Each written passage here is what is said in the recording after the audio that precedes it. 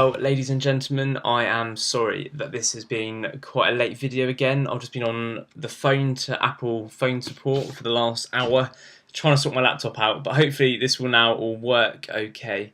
So this week we challenge you to read Esther Chapters 1 and 2.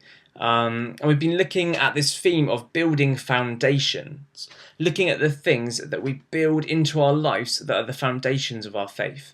So they are the key practices and beliefs that help us to build our relationship with God on a firm foundation. And we believe that Scripture, that the Bible is one of these firm foundations, that is one of the really important things that helps us in our walk of faith with God, helps us in our relationship with Him. So this is why we're encouraging you to kind of take 5-10 minutes out a week just reading Scripture, and the hopes that these videos will help you as you do that.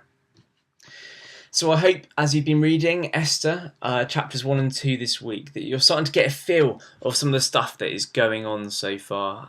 So we have this king called Xerxes, and he's a bit of a womanizer. He likes the ladies.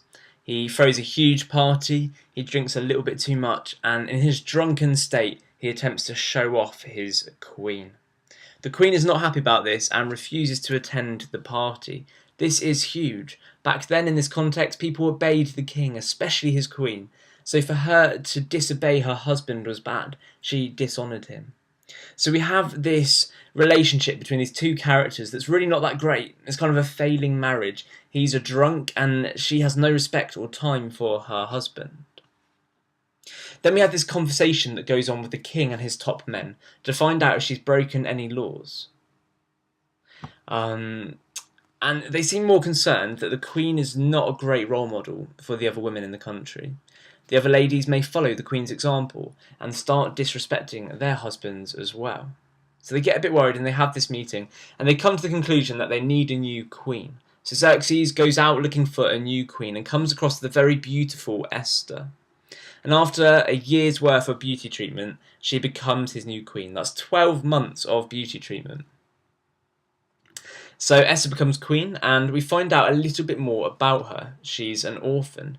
She lives with her uncle Mordecai. She's got a great figure, and she's very beautiful. Her uncle Mordecai is a positive role model for her. He advises her to keep quiet about her Jewish heritage. Amongst other things, he advises her about lots of different things. And he even ends up somehow protecting the king from an assassination event. So a lot has happened in just these 2 chapters. There are a couple of interesting points as well that I think would be really good for us to go through, maybe one now and then a couple on Sunday morning. So today, let's look at this. God is not mentioned anywhere in the entire book of Esther. Nowhere. In the Bible, kind of a book about God, he's not mentioned in the book of Esther. However, it is cleverly written. Although God is not mentioned, we can see that his hand is all over the situation. Did you notice that Uncle Mordecai was in exactly the right place at exactly the right time, which led to him saving the king's life? And as we read Esther, we come across lots more of these coincidences, or perhaps God-incidences, literally the whole way through. We have all of these, and they just keep kind of like coming out of the text at your face. You're like, what is going on here? But this is important for us to recognise as well. Often it seems that God is very distant for us.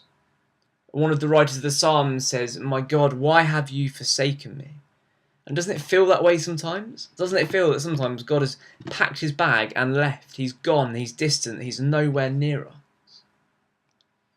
But actually what we learn from Esther, and when we look closely at our own lives, is that even if it feels that he's distant, or he's not mentioned, actually God has got a plan for our lives. And he's there directing it, and he's pushing it. He's pushing us in the right direction and showing us how to live. And this is a huge theme in Esther. That although he's not mentioned, actually he's making all this happen. And he's moving the people that love him into the right place. He's kind of the director, and we're his actors, if you like. And he's kind of directing it all. So this is kind of the first sense of Esther. I hope this helps you kind of understand a little bit more. Keep up the reading, guys. Honestly, 10 minutes is going to be so worth it a week.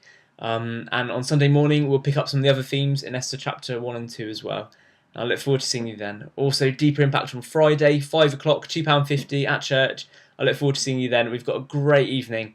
If you're a girl or a boy, you're going to love it. There's loads of stuff for all of us. So I look forward to seeing you then. And yeah, enjoy the rest of your week. Bye.